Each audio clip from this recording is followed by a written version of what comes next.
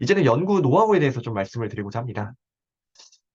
이제 이거는 제가 이제 학위과정 로드맵을 이제 제 경험에 빗대어서 좀 만들어 봤고요.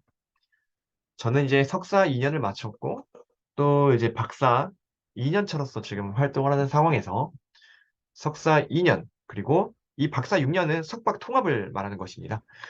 석사부터 말씀을 드리면, 결국에 석사라는 2년의 시간이 길 것 같지만 생각보다 짧습니다. 이제 보시면 1년 차에는 여러분들이 연구실 졸업 요건을 확인하면서 동시에 채용 분야를 탐색하는 시간이어야 합니다. 그리고 결과적으로 여러분들이 연구 프로젝트를 수행하는 데 있어서 시간을 많이 쏟아야 합니다. 특히 이 한 학기, 1년 차 한 학기 초반은 연구실 적응하고 수업을 듣고 그렇게 하는 데만도 시간이 빠듯할 것입니다. 본격적으로 여러분들이 1학년 2학기 때부터 이제 연구를 시작한다고 보면 되겠는데요. 여러분들이 이제 결국에 졸업까지 생각해 보면 마지막 2년차 2학기는 학위 논문 작성과 취업 준비 때문에 정신이 없습니다. 그러면 여러분들은 온전히 연구에 시간을 쏟을 수 있는 시간은 1년이다라고 보시면 맞겠고요. 결국에 이제 여러분들이 1년 동안 연구 프로젝트를 수행하는 동시에 여러분들이 취업을 하기로 했으면 결국적으로 어떤 분야에 가고 싶고 또 실제 어떤 기업, 어떤 부분들이 여러분들에게 좀 더 적합한 직무일까에 대한 부분들을 고민하시고 설명회를 통해 많이 들어야 합니다. 그리고 이때는 진짜 그걸 토대로 학위 논문 작성, 취업 준비, 그러니까 여러분들을 위한 시간을 가져야 합니다. 그렇기 때문에 그 이 1년의 시간 동안 정말 계획을 제대로 짜지 않는다면 여러분들은 석사 2년 동안 연구도 애매하게 하고 또 취업도 애매하게 될 가능성이 높습니다. 그래서 이러한 부분들을 이제 석사분들은 꼭 고려를 해보시라라고 말씀을 드리고 싶고요. 두 번째 이제 석박 통합 분들을 말씀드리면 결국에 롱텀, 마라톤과 같은 6년 동안의 이제 기간이기 때문에 이제 1년 차에는 연구 트렌드를 파악하는 것이 중요하고요. 두 번째는 이제 2년 차에는 본격적으로 여러분들이 국가산업 프로젝트 책임 혹은 실무를 맡게 됩니다.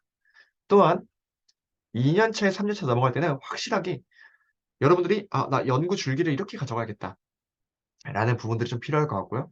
3년 차 이후부터는 연구 논문 작성에 있어서 1년에 연구 논문을 최소 한 편 이상을 작성하는 것을 권장드립니다.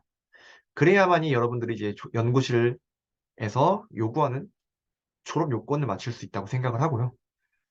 결국에는 지금 3년차, 4년차, 5년차 때 1편씩 내야 결국에 또 여러분들이 6년차 때 졸업을 할 수 있는 그런 여건이 만들어진다라고 말씀드릴 수 있겠습니다.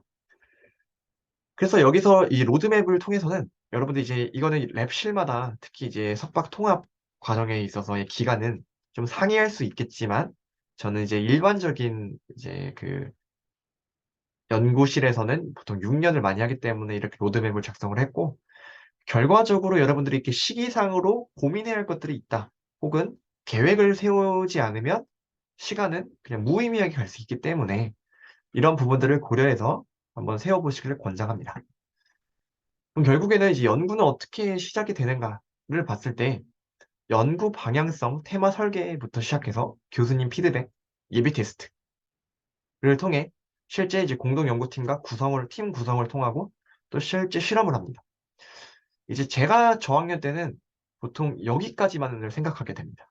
이제 실험을 거의 다 끝나면 논문 거의 다 그냥 썼네 라고 하지만 이제 제가 경험을 해보니까 이 연구 방향성에 대한 테마 설계가 매우 중요하고요.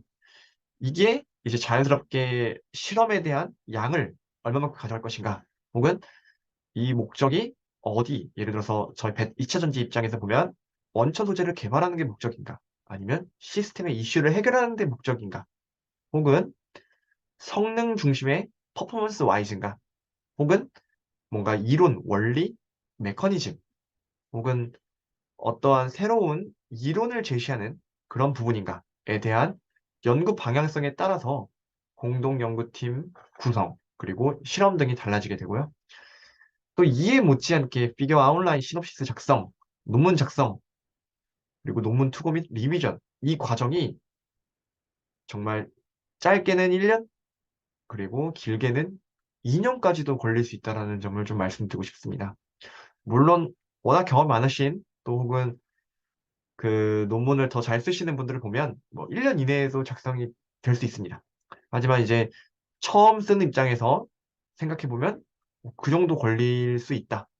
다만 이제 연구 경험이 쌓이다 보면 그런 시간들은 점차 줄일 수 있다. 라고 말씀드릴 수 있겠고요. 그래서 여기서 가장 중요한 게 무엇이냐라고 말하면 연구 방향성 테마 설계를 잘해야 이러한 과정들이 빨라진다라고 얘기를 할 수 있겠습니다. 그러면 이제 논문 읽는 훈련들을 어떻게 하냐를 보면 이제 저도 이제 저희 지도 교수님의 지도를 받으면서 이제 훈련했던 것들이고요. 특히 저는 1학년 때 이것을 1년에 52개, 다시 말해서 일주일에 한 편씩 꼭 정리를 했습니다. 여러분들 여기 보시면은 연구의 필요성, 선행 문헌 정리, 문제점 분석, 아이디어 어프로치, 물질 합성 공정, 주요 결과, 주요 분석 및 해석. 결국에는 여러분들이 이것만 잘 정리한다면 이 논문에서 말하고자 하는 메시지가 무엇인가에 대한 부분들을 명확하게 디파인할 수 있습니다. 또한 7번을 보면 영어 표현들이 있습니다. 이게 뭐냐면 이 논문을 읽으면서 이 표현이 이렇게 표현되면 영어로 쓰면은 제일 좋겠다 하는 것들 혹은 이 표현 너무 잘 썼다 하는 것들을 저축해 놓는 것입니다. 이게 나중에 여러분들 논문을 쓸 때 참고를 할 수 있는 매우 중요한 문장들이 됩니다. 그렇기 때문에 저는 이러한 논문 정리를 이런 식으로 좀 이렇게 카테고리화 시켜서 정리하다 보면 여러분들이 어느 순간에 논문 읽는 훈련들이 자동적으로 되어 있다. 그리고 특히나 이제 저는 뭐 서론이 잘 썼다. 혹은 어떤 아이디어로 접근했다. 이걸 간략하게 좀 메모를 해놨는데 이게 이제 나중에 시간이 지나서 다시 보면 좀 까먹게 됩니다. 근데 이제 이것만 봐도 요약이 되어 있기 때문에 이 내용들을 다시 한번 되새길 수 있다라는 점이 좋았다고 생각합니다. 두 번째는 WIOMEB라는 이제 카테고리입니다. 여러분들이 이제 연구 설계할 때 제가 아까 앞에서 연구 테마의 설계의 중요성을 말씀드렸는데 왜, 이슈, 그리고 다른 연구들, 나의 아이디어는 예상되어진 결과, 그리고 예상하지 못한 효과는 또 무엇일까?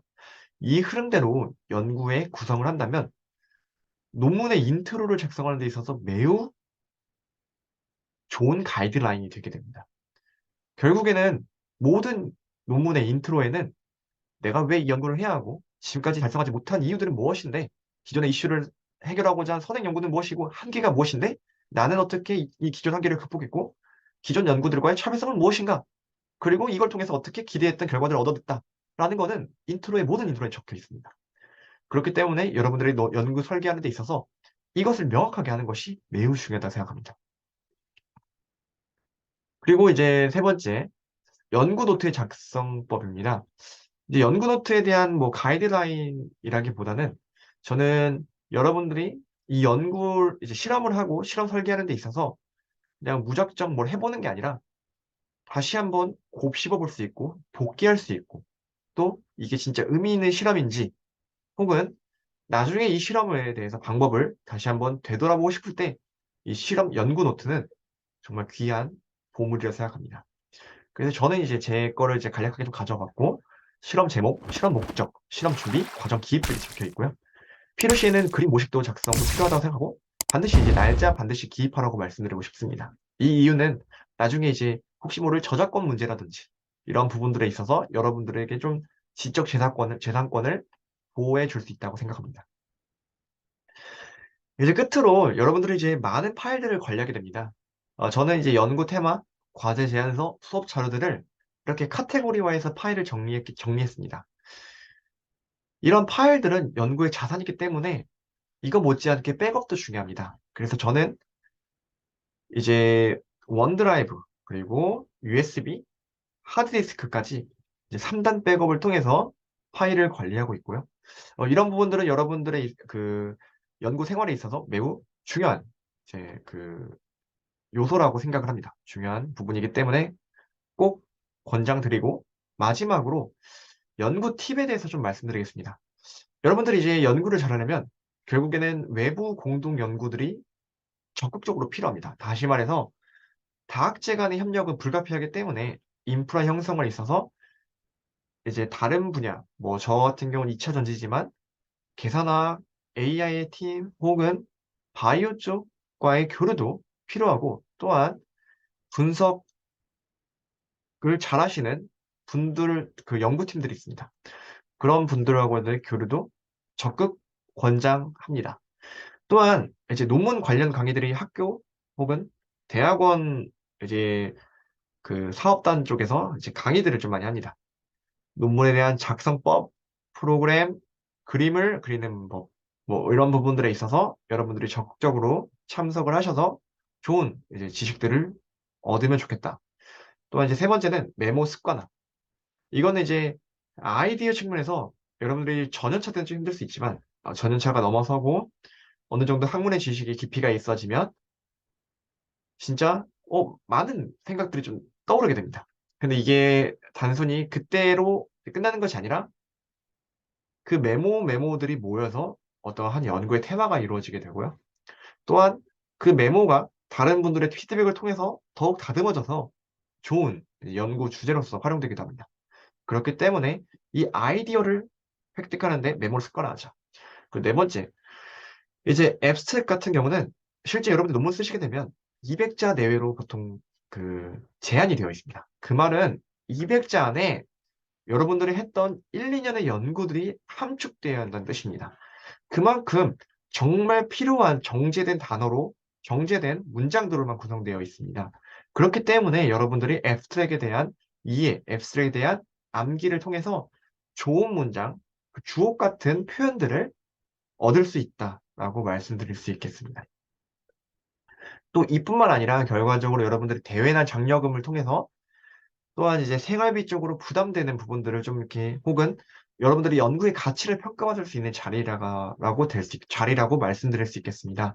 그래서 저 같은 경우는 이제 삼성 휴먼테크 논문대상에 이제 지원을 할 수 있으니까 여러분들이 어셉 전에 연구가 있다면 대학원생 누구나 참석할 수 있습니다. 그래서 매년 다음과 같은 시기들에 진행하기 때문에 꼭 이제 이런 사이트 공지를 잘 활용하셔서 참여를 해보시라고 말씀드리고 싶습니다. 두 번째는 이건 이제 석사분들은 제외고 박사 과정생 분들 중에 지원 자격이 석박사 통합 3년차, 박사 2년차 분들에 인해 한해서 연구 장려금을 지원하라고 말씀드리고 싶습니다. 결국엔 여러분들이 이제 서면 심사를 통해서 연구 계획서 5장 내외로만 평가받기 때문에 상당히 부담이 적을 거라고 생각합니다. 그래서 여러분들이 이제 다음과 같은 대외 장려금을 통해서 이제 여러분들의 생활비라던가 아니면 연구에 온전히 집중할 수 있는 환경을 만들라고 이제 권장드리고 싶습니다.